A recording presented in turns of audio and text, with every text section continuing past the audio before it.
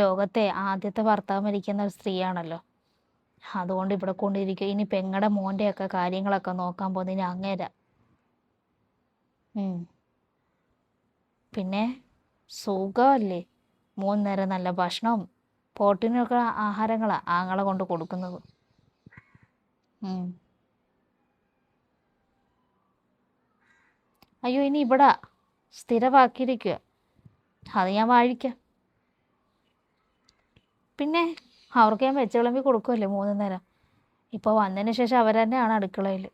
എൻ്റെ ഇഷ്ടത്തിനാണ് അവിടെ വെക്കുകയൊക്കെ ചെയ്യുന്നത്. ആങ്ങളെ ഉള്ളപ്പോൾ നമുക്കൊന്നും പറയാൻ പറ്റത്തില്ല.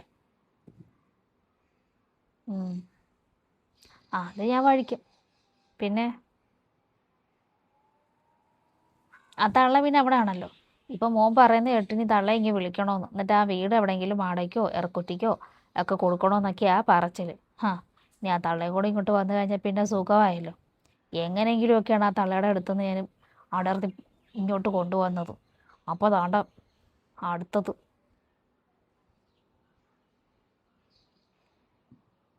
ആ പെണ്ണിൻ്റെ ഭർത്താവിൻ്റെ ആൾക്കാർ അവർ മോടെങ്ങാണ്ട, ഉമ്മ മാത്രമേ എങ്ങാണ്ടേ ഉള്ളൂ. അവരവിടെ കണ്ടോ. മോൻ മരിച്ചപ്പോഴത്തേക്ക് മോളാൻ കൊണ്ടുപോയി. പിന്നെ അവരാ ആറോടെ ജീവിക്കാനാ. അയ്യോ, കുഞ്ഞാര ആങ്ങളെ ഉണ്ടല്ലോ നോക്കാനായിട്ട്. അതങ്ങനത്തെ ഒരു സാധനം. അധികം നാളൊന്നും ഞാൻ നിർത്തത്തില്ല അമ്മ. അതിനു മുമ്പ് ഞാൻ അവിടുന്ന് അടിച്ചിറക്കി വിടും. അതിനുള്ള കാരണങ്ങൾ നോക്കിയിരിക്കുക ഞാനിവിടെ. ആ ഉമ്മ വയ്ക്കേ. ശരിയെന്നാ.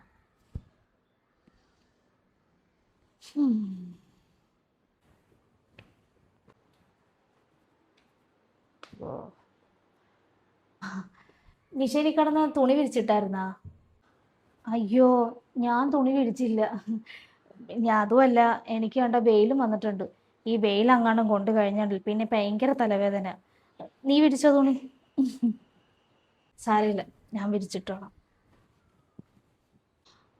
പിന്നെ നാളെ മുതൽ വാഷിംഗ് മെഷീനിൽ തുണി കഴുകണ്ട കേട്ടോ. ചെറിയ എന്തോ കംപ്ലൈൻ്റ് ഉണ്ട് അതുപോലെ. അപ്പം ഇതൊക്കെ ശരിയാക്കി എടുക്കാം. പിന്നെ അതുമല്ല, കറണ്ട് ബില്ലൊക്കെ ഭയങ്കര കൂടുതലാണേ. ഒരു നിയന്ത്രണം ഇല്ലെങ്കിലേ ശരിയാവത്തില്ല. ആൾക്കാർ കൂടുമ്പോൾ ചിലവും കൂടുമല്ലോ. അതുകൊണ്ട് നാളെ മുതലേ കല്ലേ കഴിയുമ്പോൾ തുണി കേട്ടാ.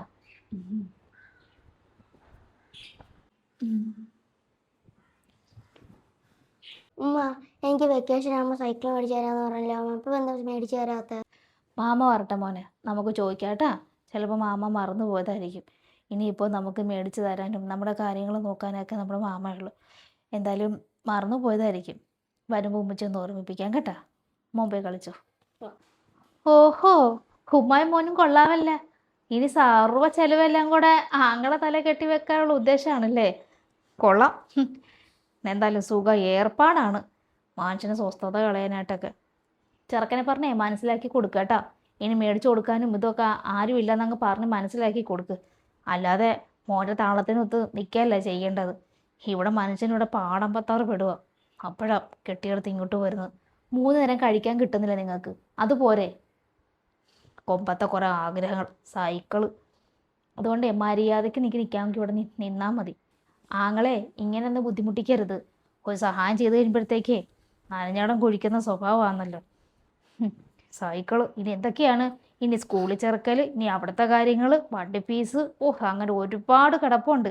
നിങ്ങൾ ഉമ്മാടെ മോൻ്റെയൊക്കെ ചിലവ് ഇനി ജീവിതം മുഴുവൻ ആ മനുഷ്യൻ വലിക്കണമല്ലോ എന്ന് ഓർക്കുമ്പോഴാണ് എനിക്ക് അന്നത് മനസ്സിലാക്കി ജീവിക്കുകയോ അതും ചെയ്യത്തില്ല. മാമ വരട്ടെ ചോദിക്കാവെന്ന്. മനഃപൂർവ്വം തന്നെ മേടിച്ചു തരാത്തത്. അതൊക്കെ മനസ്സിലായില്ലേ? പൈസയ്ക്ക് കടന്ന് നെട്ടോട്ട് ഓടുക. അപ്പോഴാ മോൻ്റെ ഒരാവശ്യങ്ങൾ.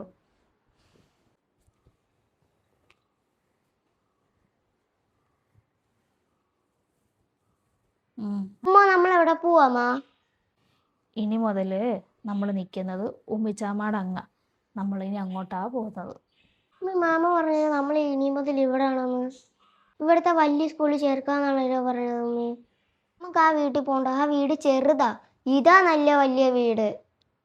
ചെറിയ വീടാണെങ്കിലും മോനെ നമുക്കവിടെ നല്ല സമാധാനം ഉണ്ടാകും. നല്ല കൂട്ടുകാരും നല്ല സ്കൂളും ഒക്കെ ഉണ്ടാകും. ഇവിടത്തെക്കാട്ടിയൊക്കെ നല്ല നമുക്കവിടെ.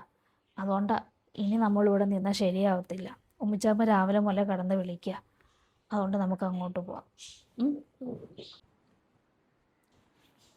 അല്ല, നിങ്ങളിത് എങ്ങോട്ട്? മോനെ വെളിയിലോട്ട് നീക്കി, ഉമ്മ ഇപ്പോൾ വരാം കേട്ടോ. ഇനി എന്താ എനിക്ക് അറിയേണ്ടത്? ഞങ്ങൾ എങ്ങോട്ടാ പോകുന്നതെന്നോ? ഞങ്ങൾ ഞങ്ങളുടെ വീട്ടിലോട്ട് പോവുക, എൻ്റെ വീട്ടിലോട്ട്. ഓ, ഇങ്ങനെയൊക്കെ പറഞ്ഞിട്ട് പോകുമ്പം കുറ്റം മുഴുവനും എൻ്റെ ആകാമല്ലോ. അങ്ങനെ കൃത്രിമ വഴി കൂടെ നേടി എന്തെടുക്കാനാണ് നിങ്ങൾക്ക്? ആങ്ങളുടെ സ്നേഹം ഇങ്ങനെ പിടിച്ചു പറ്റാനേ ഓരോ നാടകം കളിച്ചുണ്ടാക്കല്ലേ. അങ്ങനെ ഒരു ഉദ്ദേശം എനിക്കില്ല. അങ്ങനെ കൃത്രിമം കാണിച്ചിട്ട് എനിക്ക് എന്ത് നേടാനാണ്? എനിക്കൊന്നും നേടാനില്ല.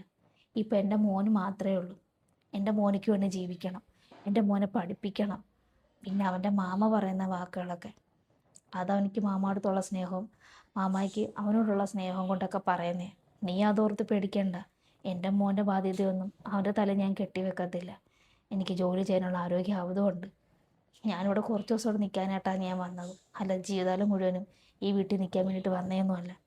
കൂടപ്പുറപ്പല്ലേ ഓടി, ഒരു വിഷമം വരുമ്പോൾ താങ്ങാൻ ഈ കൂടപ്പുറപ്പുകളെ കാണത്തുള്ളൂ. അതിൻ്റെ പേരിൽ വന്നത്. പിന്നെ ഉമ്മ ഇങ്ങോട്ട് വരാനിരുന്നത്, ഉമ്മ ഇങ്ങോട്ട് വരുത്തൊന്നുമില്ല.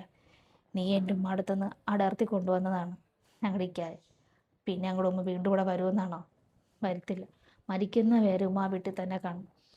ഞാനും അങ്ങോട്ടൊക്കെ തന്നെ പോകുന്നത്. ഇനി എൻ്റെ വീട് അതാണല്ലോ. എൻ്റെ മോൻ്റെ കാര്യം ഓർത്തൊന്നും നീ വിഷമിക്കേണ്ട. അവൻ്റെ കാര്യങ്ങളൊക്കെ ഞാൻ നല്ല നോക്കി നോക്കിക്കോളാം. അവനറിയില്ലല്ലോ, അതുകൊണ്ട് അവന് ഓരോ ആവശ്യങ്ങളൊക്കെ അങ്ങനെ പറഞ്ഞു പോയതാ. നീ അതൊക്കെ അങ്ങ് ക്ഷമിച്ചേരെ. പിന്നെ ഇനി ഞാനിങ്ങോട്ട് വന്ന് നിൽക്കുകയോ ഒന്നും ചെയ്യുന്നില്ല. അവൻ വിളിക്കുമ്പോൾ നീ പറഞ്ഞാൽ മതി ഞാൻ പോയെന്ന്. ഞാൻ വിളിച്ചോളാം അവനെ. പിന്നെ നീ പേടിക്കുകയൊന്നും വേണ്ട. നിന്നോട് ഇങ്ങനത്തെ ഒക്കെ വർത്താനം പറഞ്ഞിട്ട് ഞാൻ പോയെന്ന് ഞാൻ പറയത്തൊന്നുമില്ല. എൻ്റെ ഇഷ്ടപ്രകാരം ഞാൻ പോകുന്നതെന്നേ ഞാൻ പറഞ്ഞോളാം. കുറച്ചൊക്കെ അവനെന്തെങ്കിലും വിഷമം ഉണ്ടാവുമായിരിക്കും, അത് സാരമില്ല. എൻ്റെ ആങ്ങളുടെ ജീവിതമാണല്ലോ ഇപ്പം എനിക്കെൻ്റെ പ്രാധാന്യം. അത്രയും മതി. എൻ്റെ വിധിയാണ്, പിന്നെ ഓരോ വിഷമേ ഉള്ളൂ. എൻ്റെ വിധി ഒരു പെൺപിള്ളേർക്കും കൊടുക്കരുതെന്നാണ് എൻ്റെ ഇപ്പോൾ ആഗ്രഹം. അല്ല, കാശ് വല്ലതും വേണോ? വേണ്ട. എൻ്റെ വീട്ടിലേക്ക് പോകാനുള്ള വണ്ടിക്കൂലിയൊക്കെ എൻ്റെ കയ്യിലുണ്ട്, അത് മതി.